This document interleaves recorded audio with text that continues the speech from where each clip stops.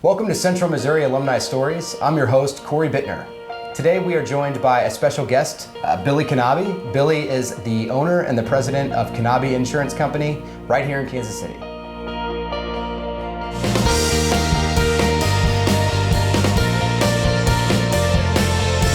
All right, Billy, thanks for joining me today. Yes, thank you for inviting me. I appreciate it. I appreciate you taking the time, and I'm sure that our audience does too.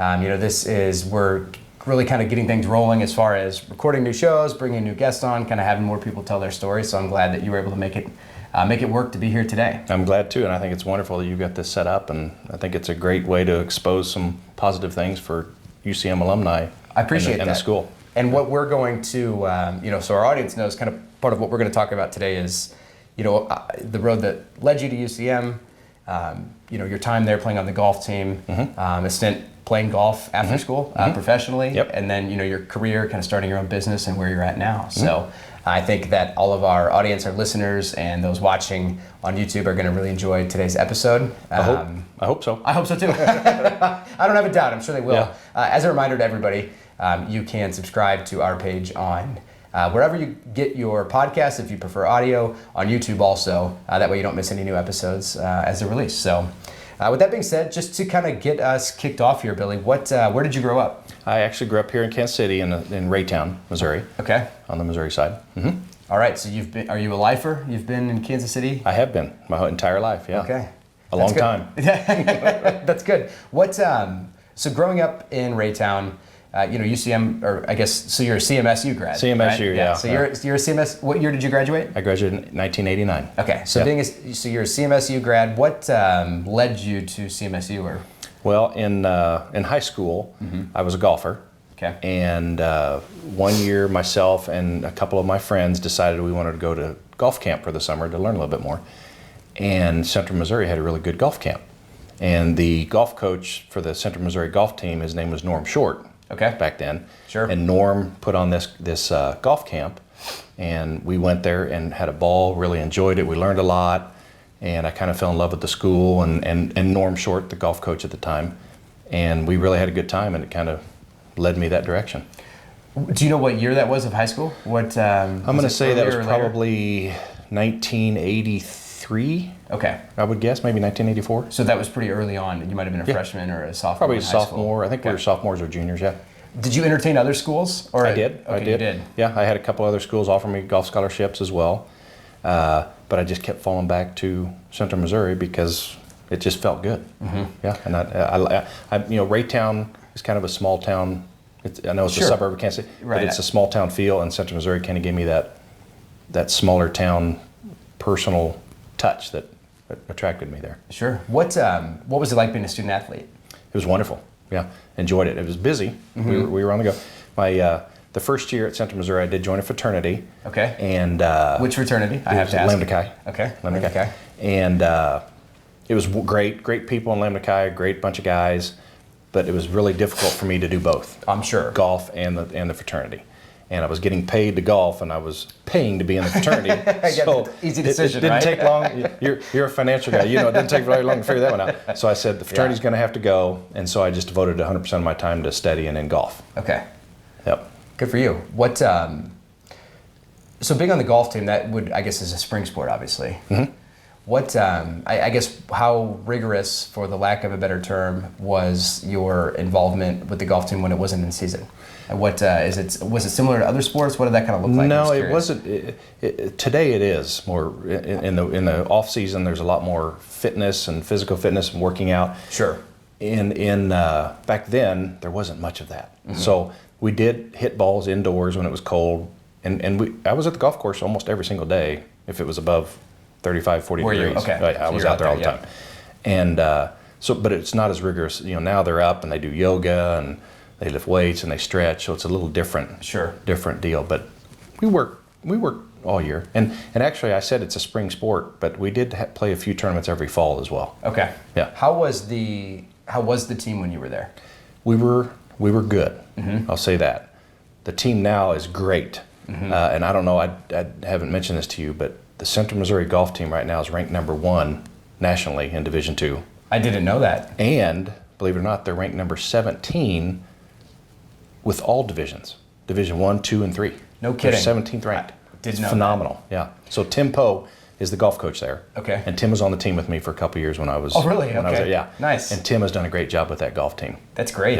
Yeah. Did you, so when you were there, you said Norm was the coach that you kind of fell in love with. Correct. Was he there the whole time that you were in college? No, he wasn't. Okay. Norm was there my first 2 years. And then the head golf pro down there, Brian Maloney, became the golf coach my last 2 years. Okay. Yep.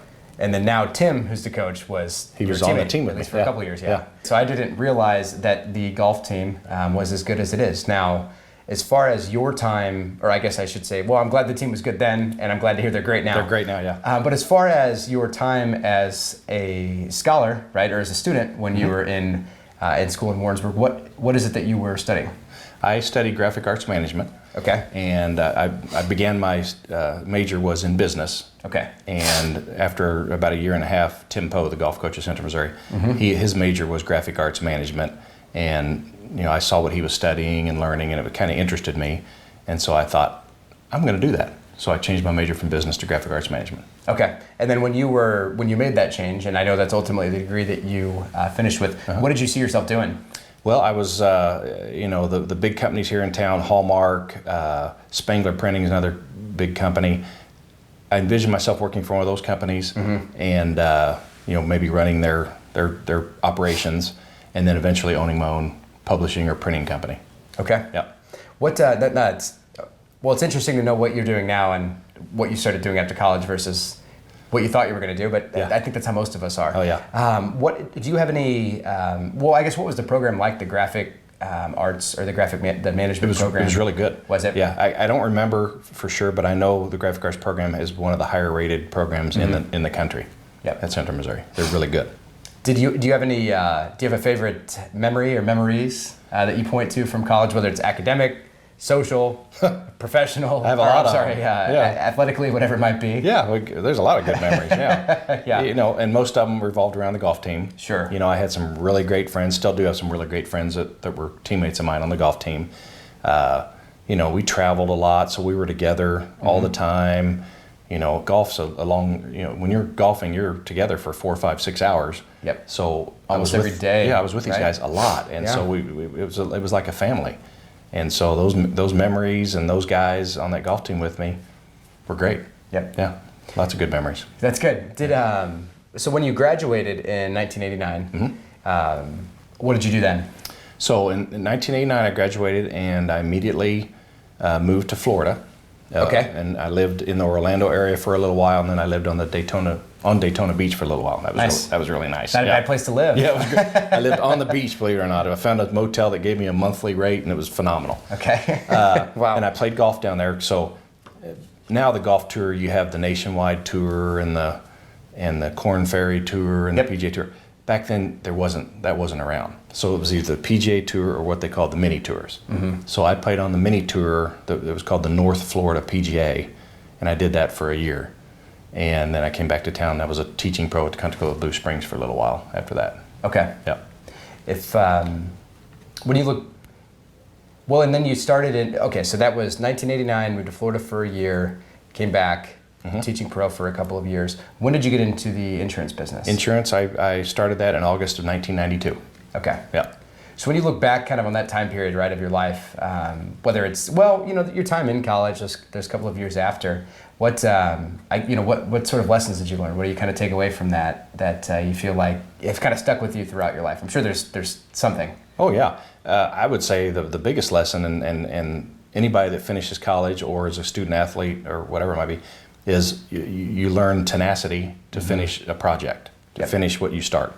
And I think that is probably the number one thing that has stuck with me, and it sticks with anybody, whether you're a business owner or you're an athlete or your family life, whatever it might be. You stick with it. You fight through the good times, bad times, and you make the best of it. So you don't give up. Yeah, you don't give up. That's good. I like that. That's good advice, and that it's pretty applicable to most people and whatever it is that's going on in their lives. Oh yeah. Any point, yeah. Okay. Why? So why insurance? Insurance. So I was a golf pro at Country Club of Blue Springs, and I loved golf. That was my life. And one of the members there was a good friend of mine, and for about a year he kept asking me if I wanted to come be an agent for Farmers Insurance. Okay, so as a member at the club. And so after a year, I finally decided, okay, let's give it a shot. And I'm glad I did. It's worked out great. And they were good to me. And then in 2015, I chose to go out on my own and start Knabe Insurance.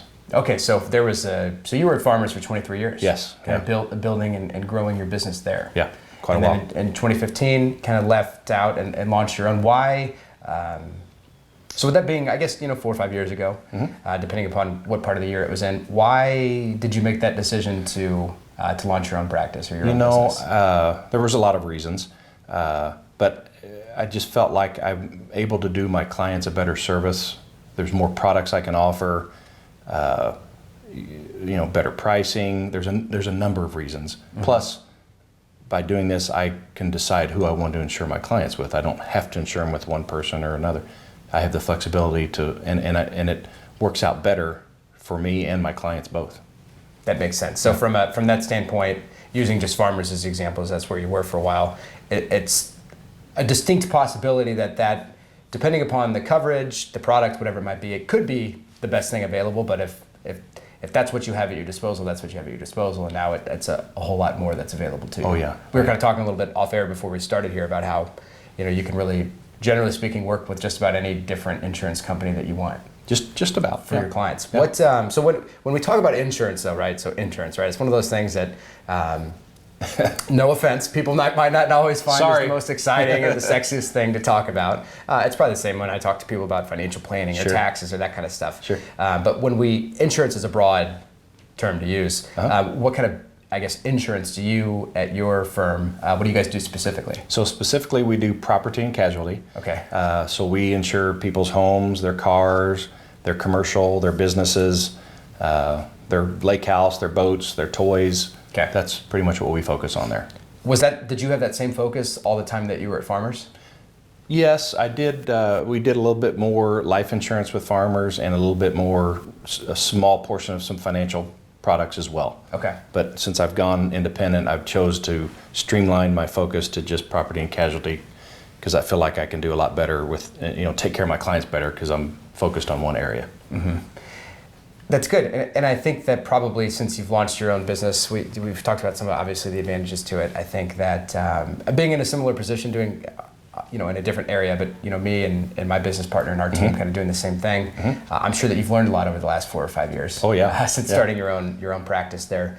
What would you say have been the biggest lessons that you've learned? Or, what would you say are some of the most advantageous reasons for having your own practice, but what are also some of the, I don't know if disadvantages is the right word, but maybe some of the challenges that you've encountered that maybe you didn't expect, or just things that, I just had a conversation with somebody on Monday night this week where I said, being in business for yourself, having your own practice is something that a lot of people really desire to have, not having a boss, being in business for yourself, and all of that is great, but I think there's just, people need to be aware, I think, of some of the challenges, or just understand that it's not all rainbows and, and sunshine. There's a lot of challenges that present themselves, and I'm curious what you've learned over the last 4 or 5 years. Yeah. There's always owning your own business. There's always a challenge because if you don't own your own business, you go home at 5 o'clock and you don't think about it anymore. Right. When you own your own business, you lay in bed and you go, oh my goodness, I should do this, I should do that. I forgot to call this person. I forgot to do that. So there's a lot more stress involved with owning your own business, but it's worth it.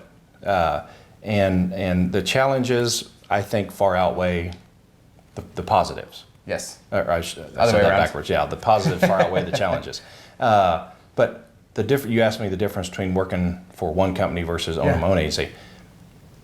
I do miss the camaraderie of working with a company because I saw the same agents all the time. We would go to conventions and have meetings. Sure. And it was, I had a lot of friendships, kind of like the golf team, but this was on the insurance side. So I miss that. When you go out on your own, you don't have that social aspect of getting to know other insurance agents like when you're with one company. But I am meeting more and more folks that are on the independent side, so it is becoming more of a, I'm getting to know some guys. And like the guy you were talking about earlier, I know him. It's wonderful. Yeah, that's great. And I think that one of the interesting points that you make about that camaraderie, right, or having that connection is really, for me, it's one of the primary reasons that I wanted to start kind of doing the show, right, and talking to other alumni is just because whether it's really before college, being on the golf team, being a part of fraternity, working for farmers, having colleagues and peers, I think that we as humans sort of crave that connection, right, with other people that are in similar positions to us. For sure. And I think that with that in mind, trying to sort of build that same camaraderie amongst people that are alumni from CMSU or UCM, depending on when you graduated, right? Trying to build that same camaraderie, trying to build that same connection, particularly here in Kansas City where there's 60,000 of us. It's a lot of people. That is a lot of alumni in Kansas City. It's a lot of people. That's a surprising number. In a concentrated area. Yeah. Neither did I. First time I heard it, it really kind of blew my mind. But that's kind of part of, more as an aside, part of why we're doing all this to begin with is because I think we all we want to have that connection. And there's so many ways that we can help each other. We can help current students, right? We can help other professionals, and just, again, having that connection that could be strengthened. Yes, I agree. That's what we want to do. I think it's great. Yeah, that's. If I asked you, are you married? Yes, I am. Okay, married. so I have 3 boys. Wonderful family. Yeah. How old are they? My oldest is 25. My second one's 22, and my third one is almost 20. Okay. Yeah. All right. Any mules or jennies there? Nope. Nope. Nope. Doing their own thing. That's okay. Nope. My oldest played college golf, and my other two kids could have played college golf. All 3 were great athletes, great college kids. But they kind of got burned out and decided they wanted to just study, but they were have all 3 fun too, good, I'm sure. or heck, really good golfers. Yeah. Oh yeah, had fun. As we all do in college. Right, yeah, of course, of course. Okay, that's good. That's good. So now you are. So you're coming. When did you launch the business? What's the anniversary? Knabe Insurance started in April of 2015. Okay, so you're coming up on 5 years. 5 years, coming right up. Yeah. Now, one thing you did mention to me that's interesting is after you left Farmers and started Knabe Insurance, you had a 1 year period where you couldn't talk to any of your clients. That's correct. Yeah. From Farmers previously. So how did you go about sort of conducting business and just sort of going about your day for that year where all these relationships you had that you couldn't forewarn that you were leaving, you also couldn't accept their business, even if they wanted to say, hey, we're ready to move our business over to you. What did you do for that year? Worked really hard. Yeah, I bet. Tried to find a lot of late nights and early mornings. Yep. But I just developed some really good relationships with some folks around town that was kind enough to refer us clients and business associates, and it's worked out really well. Yeah. And I think that those referral folks realize that as an independent agency, we could offer their referrals a lot more than when I was just working with one company. That makes sense. So it really helped nourish those relationships because they could see the value in using us versus maybe somebody that only represents one company. That makes a lot of sense. Yeah. Good. So now that you're coming up on 5 years as the anniversary. Yep. So let's talk about kind of what comes next, right? So I joke with people all the time on the show about how, where do you see yourself in 5 years is the type of question that it's like, the only people that ever ask you that question generally is, when you're getting ready to graduate from college and you're trying to get your first job, right? And I don't think we really think about it after that, but I've kind of tried to use that same framework in talking with people now that it's, you've been in the business that you've been in for a while. You've clearly had success, right? You were with one firm for a long time. You've been able to start your own business now. You have lots of clients and are doing well here in the Kansas City area. What does the future look like to you? The future looks good. We'll start with that. That's good. Yeah. I have a great agency. My staffing is wonderful. I've got really good help in there, which, as any business owner will tell you, what makes a business really successful is the people that work with you. Right. And I've been very fortunate that I have some really wonderful people in my office, which leads me to hopefully a great future as well. And there's a lot of things that could happen in the future. If maybe 1 or 2 of my sons, or maybe all 3 of them, decide they want to get into insurance, sure, they could, take the reins and take over the agency someday when I'm ready to slow down, which is a long ways from now. Is it? I still feel too young to slow down yet. Okay. But there's a lot of possibilities out there. Yeah. That's good. What do you ever think about life after work? Oh yeah, all the time. Yeah. What does that look like? Or what do you envision, I guess? I don't envision myself stopping work completely. And the reason I say that is, this is interesting. The gentleman that cuts my wonderful flat top, my haircut, yeah, sure. I think he's in his 70s, and he was cutting my hair a few months ago, and I said, so when are you going to retire? And he said, Billy, I don't think I'm going to retire. And I said, well, how come? He goes, I said, you've worked hard, you deserve it, you owe it to yourself. He said, I kind of feel like when you retire, your body starts slowing down and shutting down. He goes, I don't want to retire, I want to keep my body going, I want to live a long time.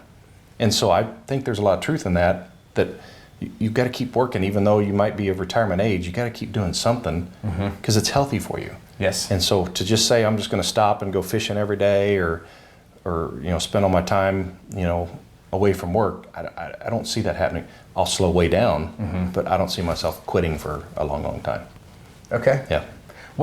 So if you are slowing down though, you're spending less time at the office, spending less time working. What are you doing with that extra time? Oh, so my extra time is now we have a place at the Lake of the Ozarks. Excellent. And so I spend a lot of time down there, either working on the house or riding the boat or fishing, whatever it may be, with my wife and kids and our friends, and it's wonderful. So I do love to get away from the office, and I love to go to the lake, and I golf a little bit too. So a mix of everything, and I love just hanging out with the family. Okay, that's good. It's interesting. You said you golf a little bit, right? Because we kind of touched on that, or we were talking about that previously, kind of off air. How went to college, played golf, went and pursued a career for a period of time as a professional golfer. Yep. At this point, so you've been playing golf your whole life. Oh yeah, long time. Yeah. Do you have you gotten burned out? Have you gotten tired of playing golf? I'm just curious. I hate to use the word burnout because that's extreme. All right. But I will say that I don't crave it like I used to. Okay. I still love to go play. I enjoy it. I love the camaraderie of the guys on the golf course. But I don't wake up in the morning like I used to and, at the crack of dawn and go, I need to grab my clubs. I need to get to the golf course. I need to hit 300 golf balls today. I don't have that craving anymore. That makes sense. So, but I still enjoy it. I like to play. Yeah. It's I think it's one of those things where somebody gets bit by the bug and they're just totally you're just all in on it. And I think for you it was probably a lot of your life, right? Oh. I mean, you were well, and it obviously part of it. It provided you the ability to do a lot of things that you did also. Yeah. But that's interesting. That's good. I just personally, I joke with people all the time that I retired from golf in 2018, but not because I was burned out, because I wasn't any good at it. You could change that. You could. No, I try. You could work on your game. Admittedly, I felt like I tried investing the time, the money, the energy, all of that into it, and when I just wasn't seeing the results that I wanted to see, I said, you know what? It got to the point for me where I was like, this just isn't fun. Yeah. When I tell people that I would rather, if it's a nice Friday afternoon, generally speaking, I'd still rather be in my office and on the golf course. People are like, yeah, you shouldn't be playing golf then. Yeah. You'd rather be at work. Yeah, that's true. So when you were playing though, did you ever play Central Missouri's golf course? I didn't, believe it or not. Oh, it was nice back when I was there in the 80s, but it's really wonderful nice. Now, I know. Yeah, they totally redid it. It's Mules National Golf Club. Yes. Phenomenal.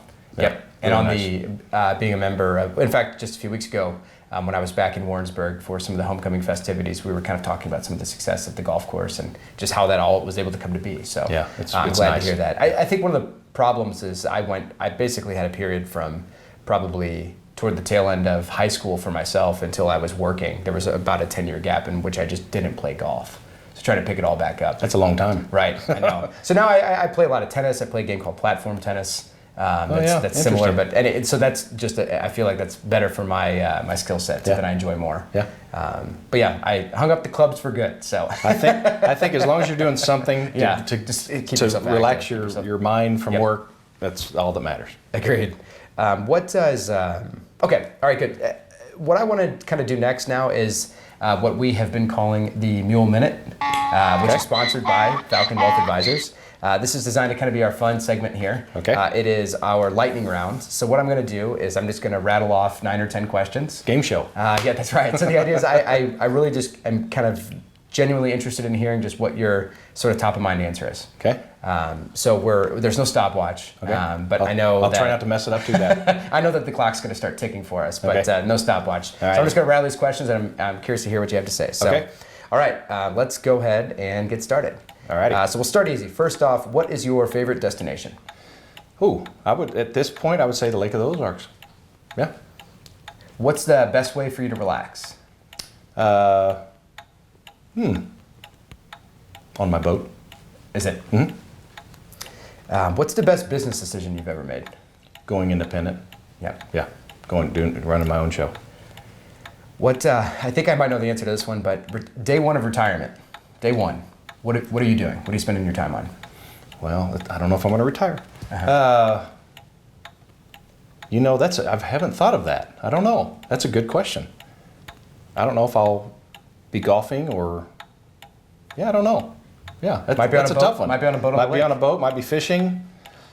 Yeah, I don't know. Hopefully with my wife or with my kids. With your family, or both. Yeah. That's great. Okay, what is one thing that you wish that you knew earlier in your career that you know now? That I should have opened my own agency sooner. Yeah. So started your own business sooner. Mm-hmm. If you could travel back to any period in time, ever, when would you travel back to? Probably college. Really? Yeah. Okay. I was a good student, kind of like the golf team. I was good, but not great. And I think I would have applied myself a little bit more in school and studied a little bit more. Yeah. That's good though. That's good for. And I probably would have worked on my golf game a little bit more. Sure. So, Well, we learn along the way, right? Yeah. All right. If you walk into an establishment and there's a karaoke machine and you have to sing one song, you have to karaoke one song, what do you sing? Right now, my favorite song is by Midland. Okay. And the name of the song is Mr. Lonely. I love that song. That's the song I would sing. Okay. Not familiar with it, but I'm gonna have to check it You'll out. have to, pull it up. What one profession other than your own that you'd like to try? If you were doing something else. I might want to be an attorney. Interesting. Yeah. Law has always intrigued me. Interesting. I feel like when I've had attorneys on the show, they're like, anything other than an attorney. Just kidding. I don't know. It's just interesting. There's a lot to it. And Agreed. Yeah, I think it's great. Yeah.